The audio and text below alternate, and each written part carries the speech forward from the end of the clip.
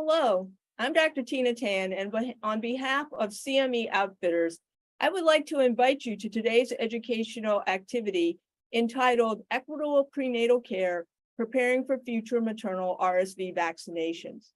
Today's program is supported by an educational grant from Pfizer Incorporated. Today's program is brought to you by CME Outfitters, who's an award-winning accredited provider of continuing education for clinicians worldwide. I also want to encourage everyone to join us on our live X conversation at CME Outfitters for upcoming CME CE opportunities, healthcare news, and more.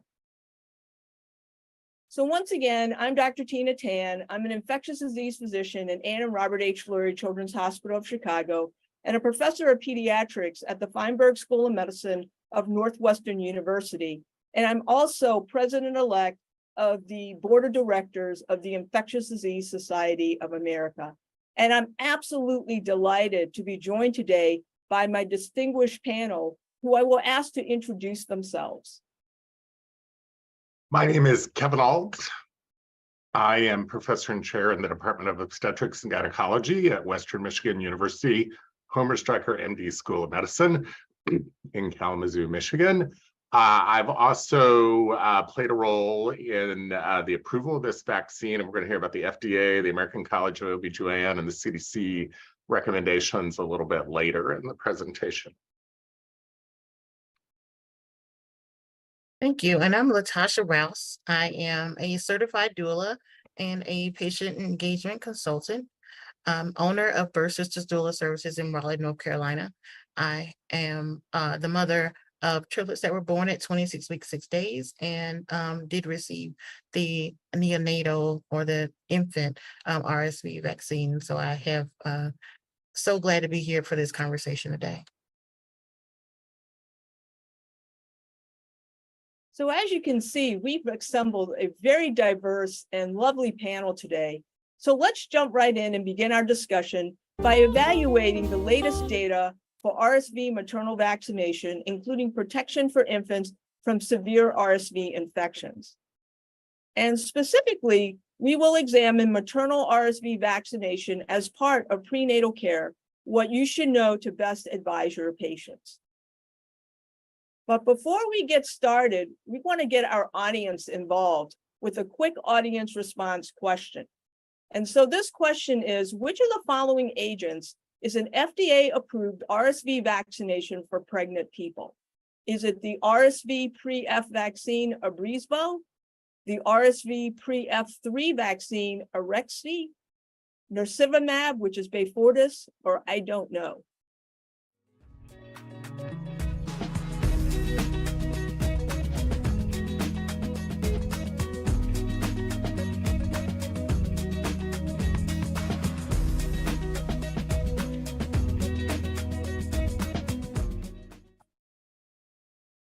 So thank you all for answering. We'll come back to that question and discuss the correct answers later. So before we get started, I just want to go over a very important note. As you may have noticed in our question just now, our activity today will include both generic and brand names of all agents used for both clarity as well as consistency. So now, Dr. Ault, as you mentioned, you've been involved in the RSV clinical trials, and therefore I'd like to have you share with us what we currently know regarding RSV in infants and young children. Well, despite being involved in the trials, I'm not sure I really appreciated the burden of disease due to RSV in the first few months of life until I started digging into this topic a little more. I am an OBGYN. I too am a parent of a premature baby, and she received palivizumab many years ago after she graduated from the NICU. But this slide tells us that RSV is a leading cause of hospitalizations during the first year of life. And I'm sure we have some pediatricians in the group. I'm sure many of you remember spending January and February in the inpatient ward, maybe when you were a resident taking care of these infants. But and I like the bolding here. It's the leading cause of hospitalizations in the first year of life, bar none. So I think that's a very important point, and that's what we're trying to prevent with these vaccines. This has been a long road to get an RSV vaccine approved. Some of you may have seen Sean O'Leary, who's a pediatrician at the University of Colorado, quoted in the news, and he talks about how long this has been going on. Of course, we had a formalin inactivated vaccine back in the 1960s. That's the way we make flu vaccine, and inactivated polio vaccine, and some of those vaccines that date back to the middle of the last century. However, it was a failure. It caused immunopathology, and it was shelved for a long time. Eventually, there was some work done at the NIH with Dr. Barney Graham that identified surface proteins, particularly the prefusion F protein, as a vaccine target. The same group of researchers also worked on surface proteins for COVID, for coronaviruses, and that led to phase 3 trials for adults and pregnant women. As you can see in this timeline, this is such a wonderful timeline. I'm going to steal it for any future talks that I give on this topic. And I'm going to let Dr. Tan talk about this question a little bit. Well, thank you, Dr. Ault. So I'm just going to jump right on in. So this question is, one of your patients is presenting to see you at the community health clinic where you practice. She's 35 weeks pregnant, and she's not really interested in getting the vaccines that should be given during pregnancy. She, however, is open to discussion and asks you why it would be beneficial for her to receive the RSV pre-F vaccine Abrysvo now. Which answer is accurate and individualized for this patient? Is it that the vaccine is only moderately effective to reduce RSV hospitalization as compared to nirsevimab or Beyfortus for neonates, but is safe and well tolerated? Is it that the vaccine was found to significantly reduce RSV-related hospitalization risks and allow you to provide immunity to your infant from the time of birth? 3 is the vaccine found to significantly reduce the risk of babies acquiring RSV from the time of birth within the hospital setting only? Was the vaccine found to reduce the baby's risk of hospitalization or severe RSV even further when concurrently given with nirsevimab or Beyfortus to the infant after birth? Or I don't know.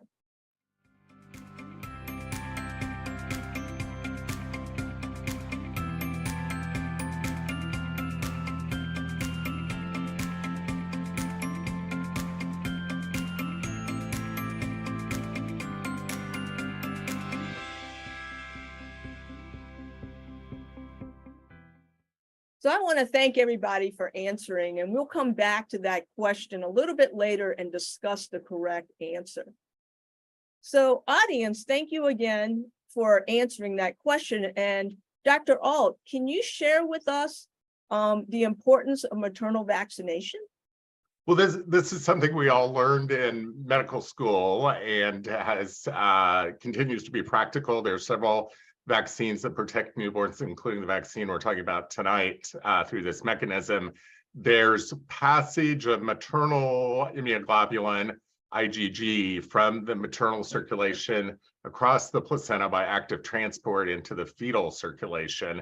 And the IgG that a newborn has when it's born with, this is the mechanism that it has to protect itself against some of these infections during the newborn period. The breast is not shown here, but it's some of the same mechanisms plus IgA antibodies. There are plasma cells resident in the breast that produce lots of IgG and IgA and provide protection through that route as well. Well, I'm not able to advance here, so let's see. Aha. Small technical difficulty, I apologize for this. So this is the answer to the question you just saw a few minutes ago, and it's also the results from the New England Journal of Medicine publication from a few months ago. We actually used this for a journal club for the OBGYN residents, but it's the classic placebo-controlled blinded trial And one of the outcomes is medically attended severe RSV-associated lower respiratory tract infection. And the blue line here is the placebo group, and the goldish line there is the vaccinated group. And as you can see, those lines diverge very quickly within the first few months of life, and that protection is sustained for 180 days and effective for hospitalization. And so, this is very good news as far as protection goes, and offers protection against hospitalization and severe disease in this vulnerable first few months of life. This vaccine was found to be safe, as you might imagine, from a vaccine versus placebo trial, that the most common adverse events were related to injection site and were more common than placebo, as far as injection site pain, muscle pain, and headache was a little bit more common. So not anything unusual than you'd see in most vaccine trials versus saline placebo. There were no serious adverse events related to the vaccine in this trial. Here's that alphabet soup that I mentioned a little bit before, and all these recommendations have just been made in the past few months. So the FDA approved the vaccine after the hearing in May that I was involved with over the summer. Then there was a CDC meeting in mid-September, if I remember correctly, of the Advisory Committee on Immunization Practices. And then very quickly after that, the CDC and the American College of Obstetricians and Gynecologists made these recommendations for this vaccine. So, and I am going to turn it over after that discussion of the clinical recommendations to Dr. Tan. Thank you so much. And I think that's really important information that you just showed with regards to the effectiveness as well as the safety of this vaccine, and the fact that all the major organizations recommend this vaccine for pregnant women. So why don't we go back and address the first question that we looked at, which is, which of the following agents is an FDA-approved RSV vaccination for pregnant people? And if everybody wants to put in their responses, then we'll see how we do.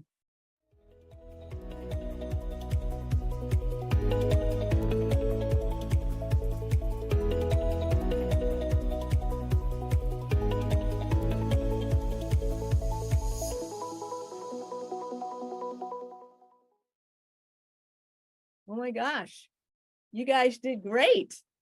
I mean, this basically shows that, we're able to learn, we're all learning, and that's fantastic.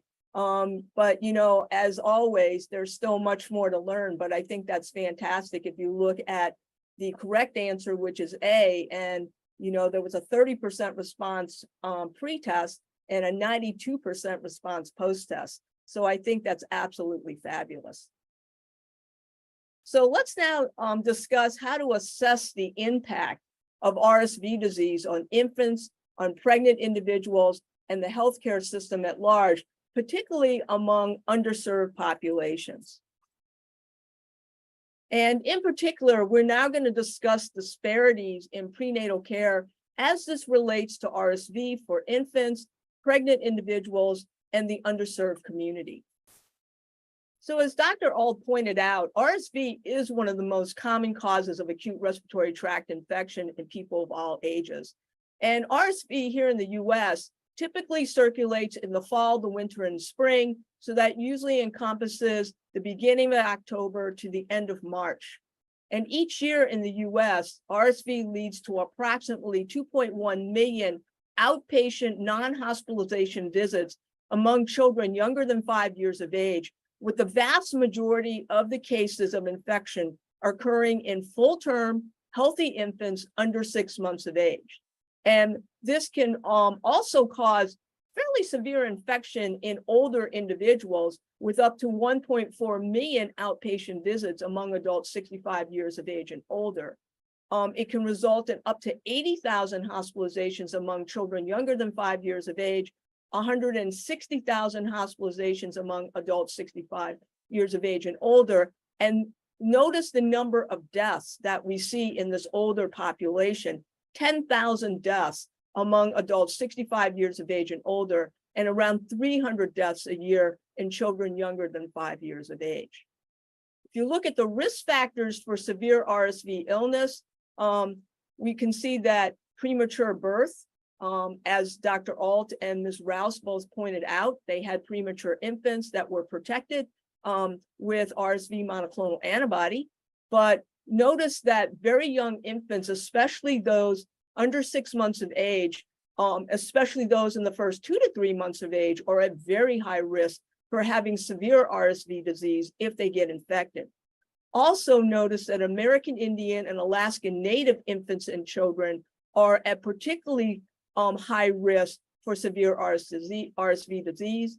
Anyone living in crowded living conditions, any person with chronic lung, chronic heart, and anyone with a weakened immune system, all are at increased risk for severe RSV illness, as well as those individuals that have neuromuscular disorders.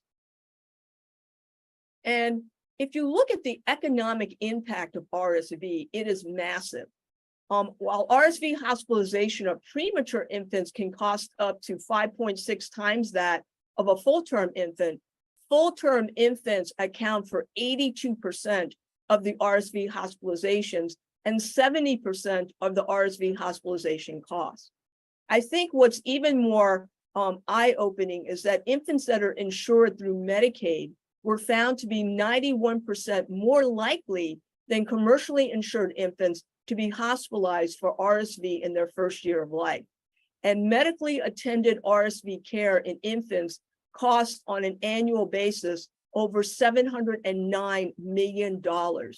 And if you look at the amount per birth, you can see that it's $187 for overall births, but it's $227 per publicly funded birth. So you can see that there is a health disparity that is occurring here. We look at the RSV hospitalizations that we're seeing with our last RSV surge, which was at the end of 2022 and the beginning of 2023, we know that the RSV hospitalization rates at the peak of the surge were about 5 per 100,000, which is about 4 times what was seen pre-pandemic. There were 3 to 4 times the number of infants and children being hospitalized compared to prior years, with an increased number of older children requiring hospitalization. And the other thing which is important to point out is that there were up to 2 times the number of adults, including pregnant women, being hospitalized compared to prior years during this last RSV surge. Now, this is a very interesting study that looked at RSV cases in children under 5 years of age here in the US from 2010 to 2023, and really points out that it is the younger infant population that accounts for the majority of cases. So on the left side of the slide there, it shows the seasonal pattern for first-time RSV infection incidence rates in young children ages 0 to 5 years. And on the right side of the slide there, it shows the seasonal pattern for infants between 0 and 1 year of age. And you can see that when you look at the graphs there, there's a significantly higher amount of disease being seen in the younger infant population. What's also very interesting is to look at in whom the infections are occurring in.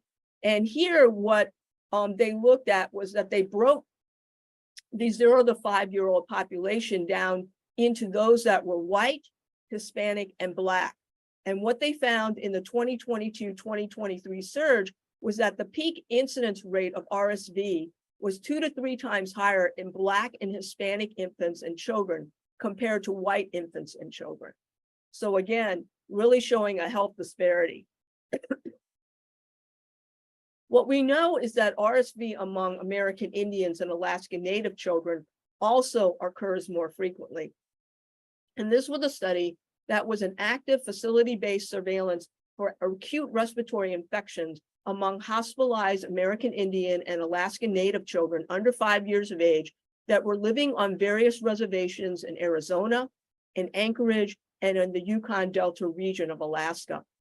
And what they basically found in the study is that Alaskan Native and American Indian children had hospitalization rates that ranged anywhere from 2 to 7 times higher than infants of other ethnicities.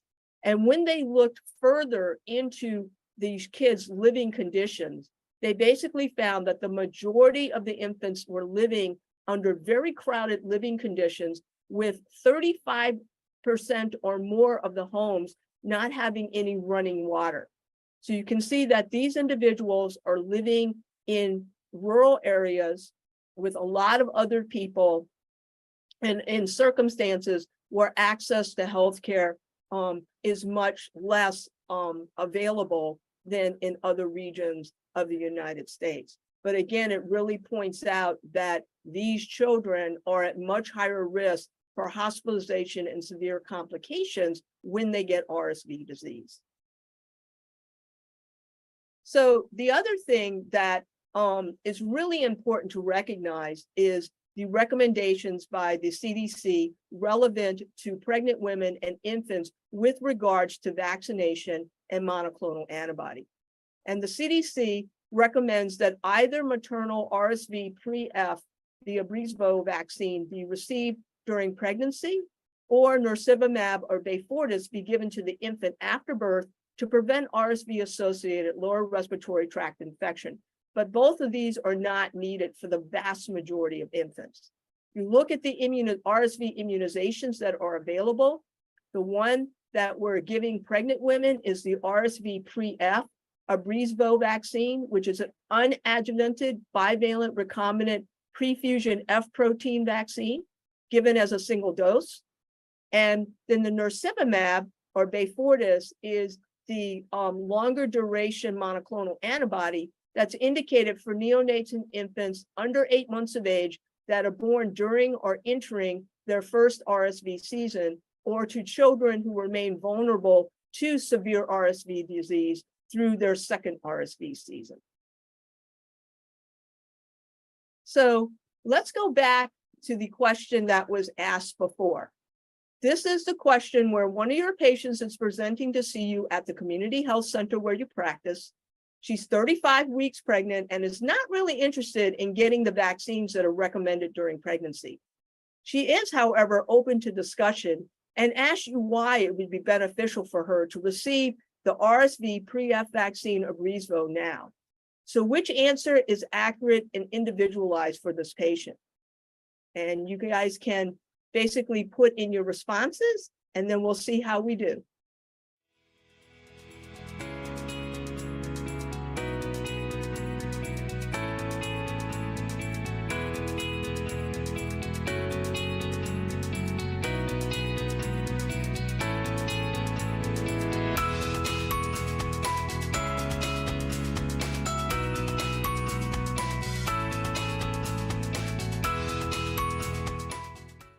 So the correct answer is B, and you guys did a fabulous job.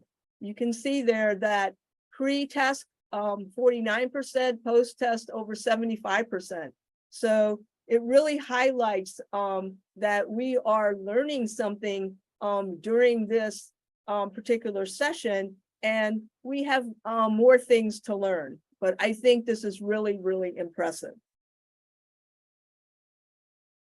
So let's pause to answer a question before we moved on. And the question here is, which of the following is the most appropriate way to overcome barriers to maternal RSV vaccination in practice?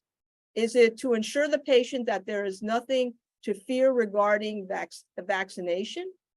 To explain based on health literacy of the patient what the vaccines are and why they're important to receive? Give the same standardized information about vaccines to all patients, or require vaccination discussions for future appointments?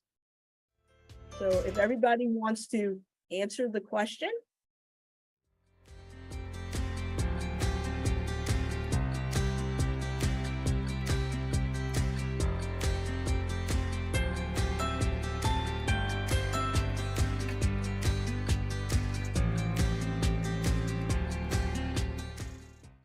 So I want to thank everyone for answering that question, and we're going to come back to that question and discuss the answer in a moment. But I think what's really important is really trying to understand our patients and overcome some of the barriers that may present themselves when we're talking to them about vaccines. We know that over 67 million US residents do speak a language other than English at home, and patients with limited English proficiency experience higher rates of medical error, and immigrants use fewer healthcare services, many times because they really have a lack of access to these services, but also because of their limited English proficiency. So what's really important is for everyone to partner with local community-based organizations to basically help these individuals navigate the healthcare system.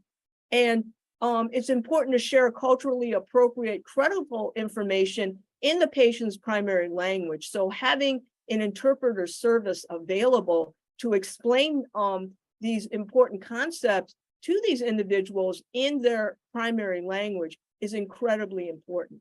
It's also important to discuss cultural barriers with patients using messaging transcreation techniques and to assess patient understanding by doing the teach back method. And there is a downloadable resource on RSV and RSV prevention that is available as part of this activity that is available in both English and Spanish. So basically, this is for everyone, but this looks at the guidance that you can provide on overcoming barriers to maternal vaccination uptake.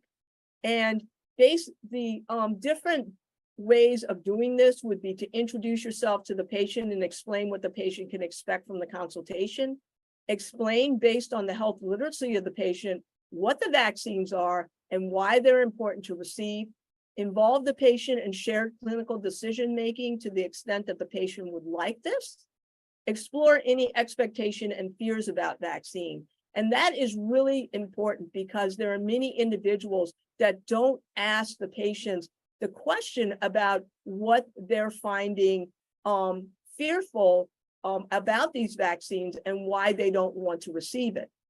Give additional information in a very individualized way for reassurance based on the patient's concerns, discuss potential options for moving forward, and then check the patient's understanding of information presented and expectations for available options. And Dr. Ault and Ms. Rouse, how do you see racial and ethnic disparities as well as socioeconomic disparities and prenatal care access issues influencing who gets the maternal RSV vaccine? And most importantly, what can be done to combat this on an individual provider or systemic level? I'll go first. I'll let Ms. Rouse either change or amplify my comments. There was some data published at the end of September about influenza and pertussis, two other vaccines that we recommend during pregnancy, and there's tremendous disparity in uptake of those vaccines among our communities of color. If you look at the data about maternal immunization, one of the most common things that stands out is provider recommendation is very important for vaccine uptake. And then we also have here in front of us some of the other more important things as far as involving patient and shared decision-making. The literature around maternal immunization would say benefits to the newborn are probably the most important thing, along with safety, which again is on this, what's in front of us. So I think all those points are important. I think also, since we have a doula getting ready to talk, it's also important to think about some things outside the box that may influence this. And probably a lot of you are familiar with the barbers in the African-American communities that are trained to check people's blood pressure, trained as community health workers. And there's some out-of-the-box things that are being done around maternal immunization. And, that's been important during the pandemic. It's important, for the next pandemic, if we have another influenza pandemic, which we will eventually, and important for this vaccine too. I agree. I think it's very important for patients to be able to have the questions answered that they have, get the information. And also it's important a lot of times for them to get information from people that they, know who look like them oftentimes. And so doulas, community health workers, people in the community can help with helping people understand what the vaccine is and answer questions. I have oftentimes seen that the recommendation would happen during an appointment for a mom, and as a doula, they would come and say, well, I didn't do it, but what do you think? And I would tell them that here's where you can get good information. And also when recommendations are coming from your doctor, those are recommendations that they're making based on what's happening, what the medical, there's evidence behind it. And there's a lot of work that goes into making sure that these are safe. And so asking questions, so I send them back. Here's some questions you need to ask if in fact you're still considering this, but making sure that they have that conversation early, being a part of that decision, and not just being told this is what you should do without information helps, because being told what to do when you don't necessarily trust the healthcare system doesn't work. We're learning that COVID taught us a lot. Mhm. No, those are some very, very important points that anyone can use to basically help their patients get the medical care that they deserve and they need. So thank you for those points. So why don't we go back and revisit this question? Which of the following is the most appropriate way to overcome barriers to maternal RSV vaccination in practice? And I'm going to let you guys answer this question, and then we're going to look at the results.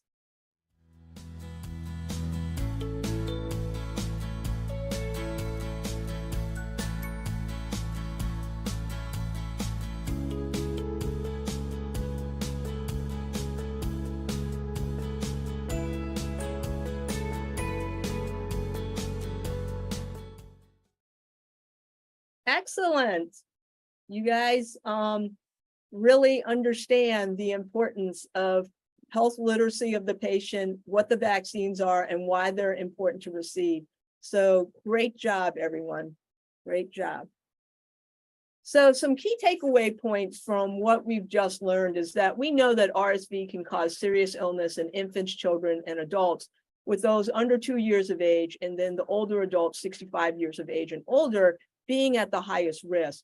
And vaccination is the best preventative method of protecting individuals from developing severe RSV, lower respiratory tract disease, complications, hospitalization, and death.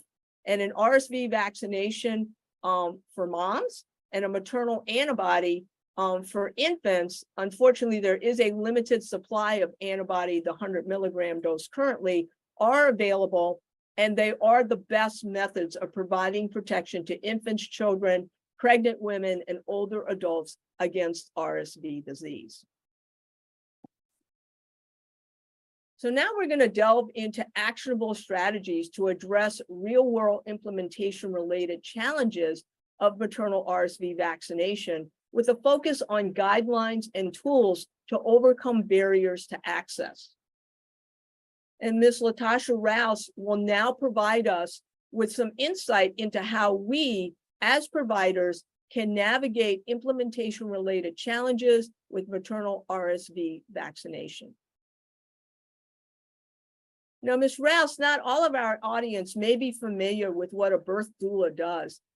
So can you now share with us what a birth doula does and your story on how you became a birth doula? Absolutely. So the definition of a birth doula is someone who is professionally trained on continuous physical support, emotional support, and informational support of a mother before, during, and after childbirth to help her to achieve the highest and most satisfying experience possible. And so I became a doula after working on several initiatives in my state and nationally, and learning about the gaps that exist in healthcare and how information is oftentimes not given to patients and families, including my own experience, in a way that I could understand it. And I knew how to ask the questions. I usually got home and I had questions that I couldn't ask during the appointment. Things happen so quickly. Helping people to prepare for those questions in advance. This is probably what's going to happen. You need to think about these appointments coming up. And here's where you get good information is a lot of the prenatal work that happens when you're a doula. And that's the part that I love the most. People think it's the birth part, but getting people ready and helping them giving them the information so that they're empowered is something that I love.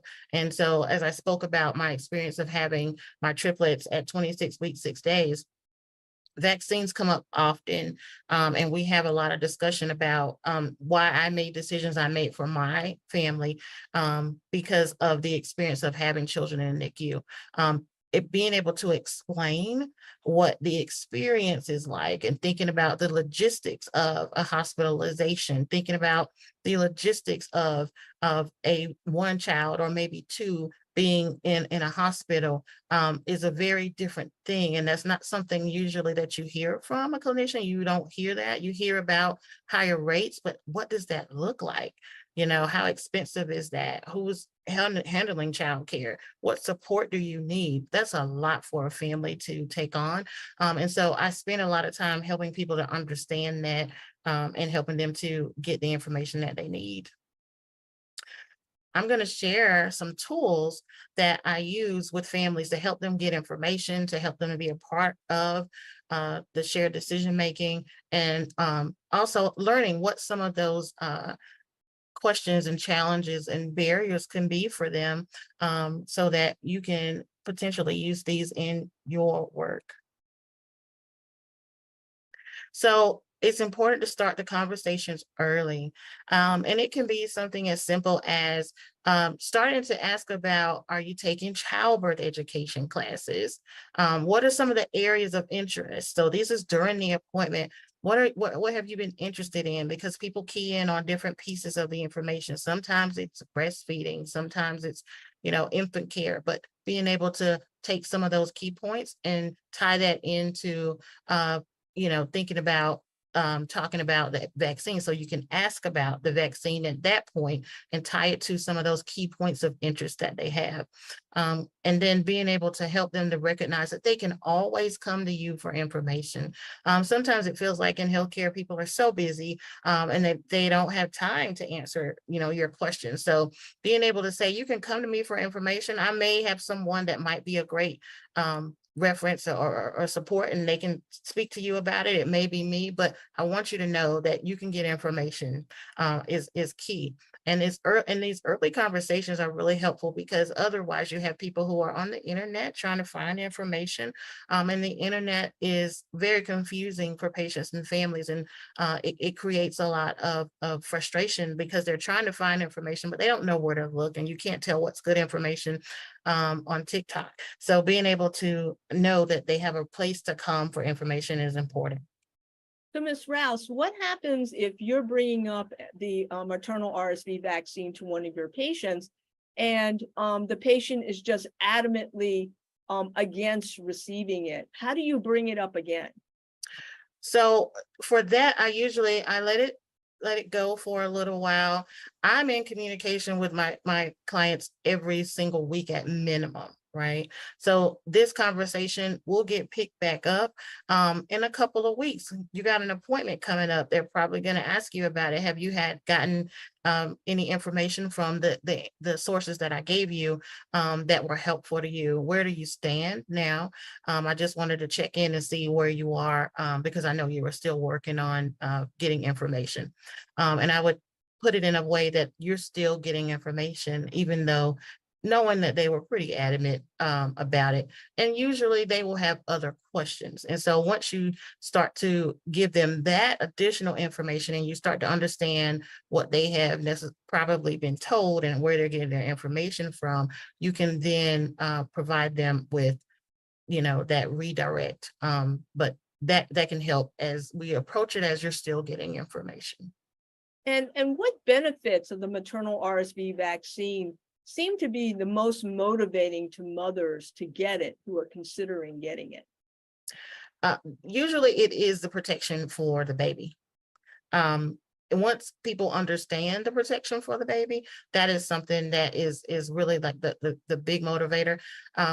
It becomes the baby. That's how you know, people are usually motivated when they're pregnant. They don't think as much about themselves unless they have something special or something that's going on outside of the norm. They're thinking about the baby. Yeah, great questions. So this tool, this brain tool, is a tool that I often use throughout the journey in healthcare for pregnant people, because they have not had the experience most of the time when they're pregnant. This is their first time even going to a hospital a lot of times. So I introduced this tool very early, and I have them use it as they start to make decisions and start to learn about information and when interventions will be introduced. And it's called the brain tool. And it just says, what are some of the benefits? What are some of the risks, the alternatives? Mom, what does your intuition say? What happens if we don't do this now, or we don't do this at all, right? So being able to get that information, that gives you all the information that you can possibly need to kind of learn more about it. And in this, what happens if we don't do this now or not at all, being able to describe the experience of what a hospitalization, what things people have to think about if that were to happen, and how likely a hospitalization is for a baby who does come down with RSV, is a part of that. What happens now if we don't do it right now? But going through this gives them a tool that they can use throughout their healthcare journey. And it gives them a way to make sure that they've asked the questions and they've gotten them all in. So now that we've kind of gone through this, now, is there anything else? And and you're empowering them to get the information that they need. Okay.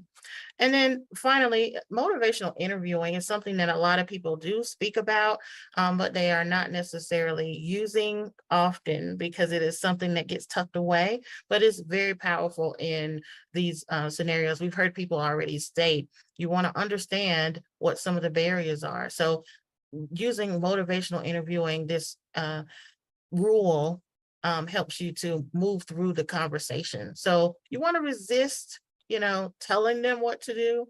The recommendation is that I recommend that you would get this, but not, I'm going to give you, you're going to do this in practice. People don't necessarily like that.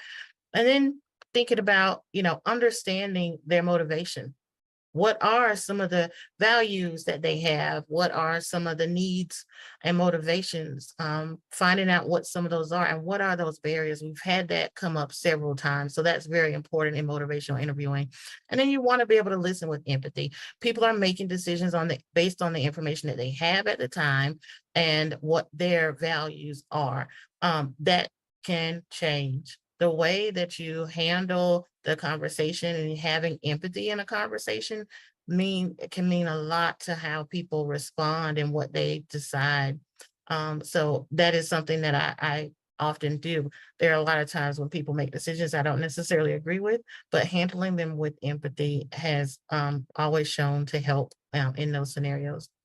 And then empowering them, helping them to work to set those goals, identify what some of the techniques to overcoming the barriers. Maybe they are looking at this from a lens that you are, the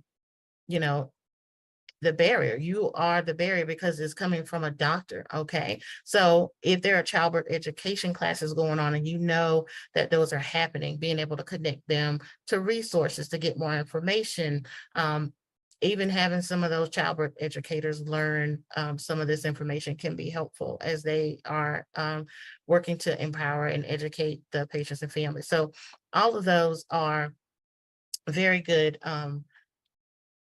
steps to get through motivational interviewing to help to make sure that this is not something that people have a knee-jerk reaction to. And now I'm going to look at these, Dr. Tan and Dr. Ault, these tools that I use, these are the tools that I use. Are there other tools that you use in your work? Well, I mean, you brought up some really important points. And I think when you look at motivational interviewing, what I found the most useful is listening with empathy and understanding where a person is coming from.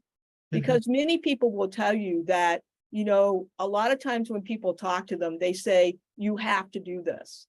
And they don't want to listen to them with regards to why they have some reservations about doing it. Right. So it really is very, very useful when you can listen to them and understand where they're coming from and seeing it from their lens so that you can provide them with the information to help them better make a decision. Can I ask a question? It's going to lead to an answer to the question you just said. So, Ms. Rouse, when if somebody has adequate prenatal care and it's the middle of their pregnancy, so 20 weeks, do you talk to them about what's coming up at the next couple of visits, because they're spaced 3 or 4 weeks apart?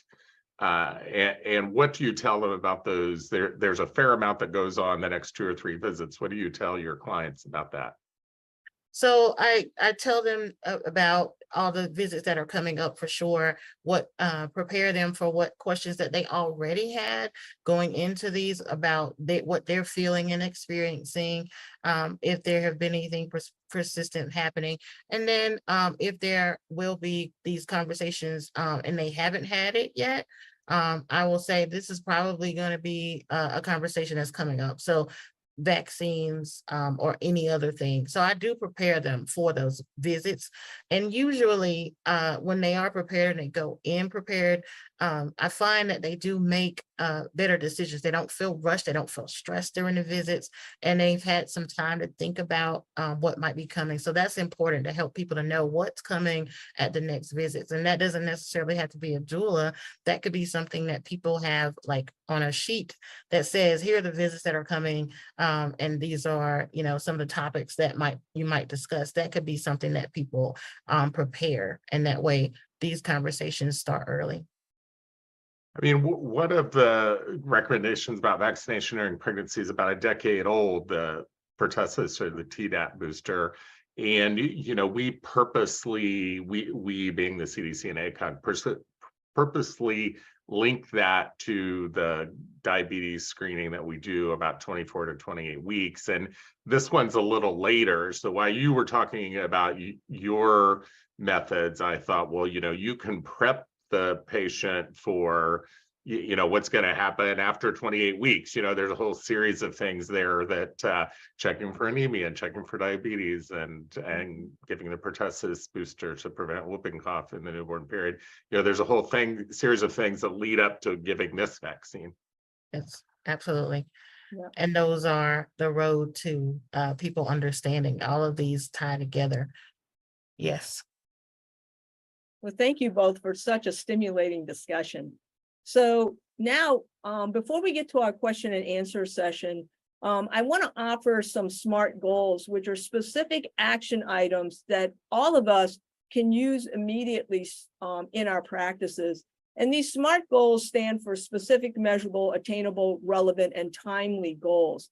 And these include evaluating the available phase 3 clinical trial data for the RSV vaccines, particularly from the Maternal trial behind the FDA approval of the only maternal RSV vaccine, Abrysvo, making a strong recommendation for eligible pregnant women between 32 and 36 weeks of pregnancy to receive the maternal RSV vaccine, and using techniques as we just discussed, such as motivational interviewing, to encourage the pregnant patients to receive the recommended vaccines that have been shown to improve health outcome.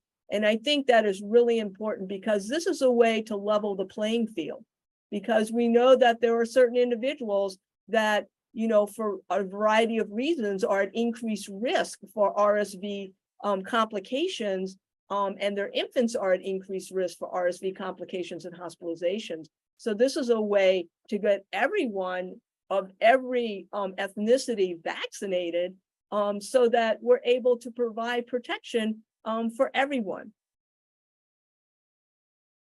So let's get into the questions. And for the audience to ask a question, select the Ask Question tab below the slide viewer, and please include the faculty member's name if the question is specifically for them. Okay.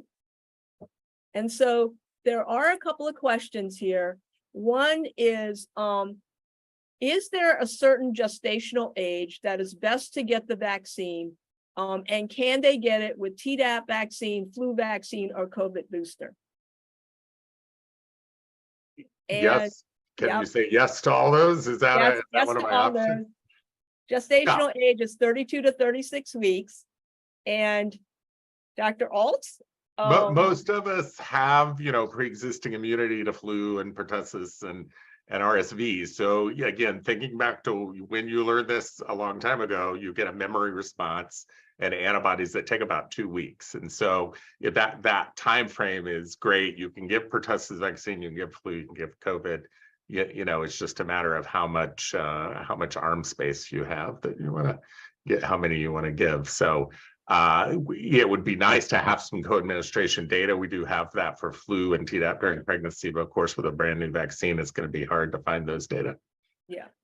And are there any reported Guillain-Barré syndrome among pregnant patients or their infants after vaccination? And this is compared to placebo.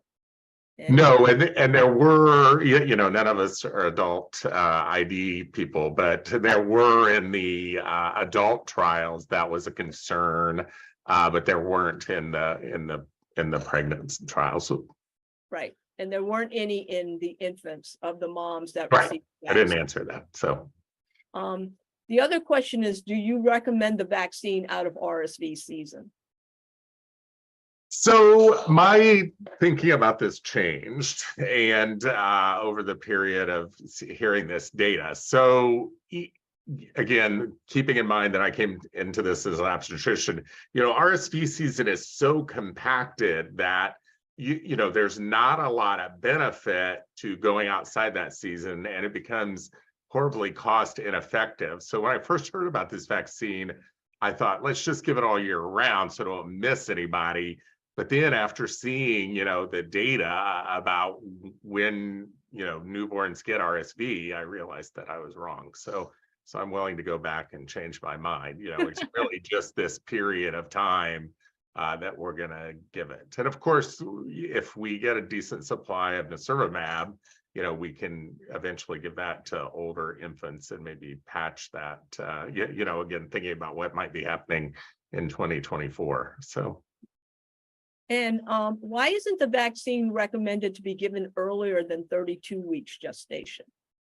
So we had a slide about that, and we ended up taking it out because we were afraid we were going to go over. So the clinical trials were done down to 24 weeks. The Matisse trial was done down to 24 weeks, and there was a signal for premature birth. There was an excess of premature birth in the people that received the vaccine, and we could spend another 10 minutes talking about that. So I don't want to spend too much time, but if you're really interested, you can listen to the FDA recording of this that's on YouTube. So, but basically, if you gave the vaccine after 32 weeks, there were no excess of preterm births. And so that was where the line was drawn. Paul Offit actually did he has a blog that he does and did a nice blog about that a week or two ago, if you would like to see a much shorter explanation of what we talked about at the FDA. Yeah. There's a question here about how they can keep track of patients that are supposed to receive the RSV vaccine in the electronic health record. So is there like a reminder that pops up? You have a lot more job titles than I do. I would have asked you this question with your administrative question, so I probably would have punted this one. This is going to be, coordination of care is something we do not do well in the American healthcare system, and a fair number of obstetrical care providers, midwives, and OBGYNs work in, and family doctors work in multi-specialty health systems. And so I think that's an IT question if you're in that system. But of course, in a community like Kalamazoo, we have some people that are employed by one of the healthcare systems or by the other healthcare system, or independent from both healthcare systems. So, I think, it's going to depend on your EHR, and it's going to depend on if you can get that customization done. That's really, yeah. And there was a question here regarding something that I talked about regarding the increase in RSV in Black and Hispanic infants and the type of insurance that they had. And the vast majority of those individuals had public insurance or no insurance at all compared to private insurance. So there's another question here about guidelines for receiving the RSV vaccine after receiving COVID or after having COVID. I don't know that there's any particular prohibition on that. Are we talking about pregnant people or no, this is pregnant people, and there, at least from my understanding, there is no timing or other precaution that needs to be taken. I mean, these individuals can get this vaccine. Right. There are general considerations, about vaccination. Don't vaccinate people when they're critically ill with COVID or symptomatic. But other than that, I don't know that there are prohibitions. Right. Precautions, I guess, is probably a better word than prohibitions. So there's a question here about whether a pregnant patient would be able to receive vaccination after 36 weeks gestation. It's a matter of timing, and a fair number of people, including the people in the Matisse trial, deliver at 38 to 39 weeks. And so if you start getting past 37 and 0, you don't get that 2-week buffer to make maternal antibodies. And then you end up, in a situation where you were trying to get nirsevimab for that baby. And so you're in you've had a good intervention that is not so good because of the timing. Yeah, absolutely. And at least this season, there is an issue with the 100 milligram dose of nirsevimab in that there's a supply shortage. So this season, it's probably going to be more important if we can get more of the pregnant women vaccinated so that they can give some protection to their young infants.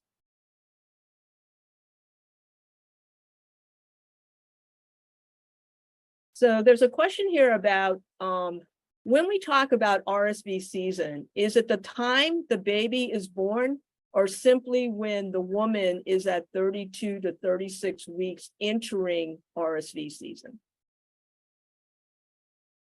There are some very eloquent diagrams in the CDC's discussion of this, but basically, you have 3 to 6 months of risk for the newborn, and you have a month or 2 of pregnancy left, and so that gets you to September 1st to January 31st for that time frame. So and a lot of that assumes you're going to have a term pregnancy, but again, the median age of the people in the Matisse trial was 39 weeks, if I remember correctly. And that's probably the median in your community as well. So, yep. Well, that's all we have time for today. And I would really like to thank Dr. Ault and Ms. Rouse for an absolutely stimulating discussion, and to thank you, our audience, for joining us today. You can find the slides from this activity in the course guide under the resources tab of this program. And don't forget to visit the Infectious Diseases Hub at cmeoutfitters.com for more free resources and education for healthcare professionals and patients. And to receive credit for today's activity, please complete the post-test evaluation online and click on the Request Credit tab. And thank you again so much to my colleagues, Ms. Rouse and Dr. Ault, for joining us today. Thank you for having me. Thank you. And to everyone, please be safe, take care, and thank you for all the life-saving work that you do.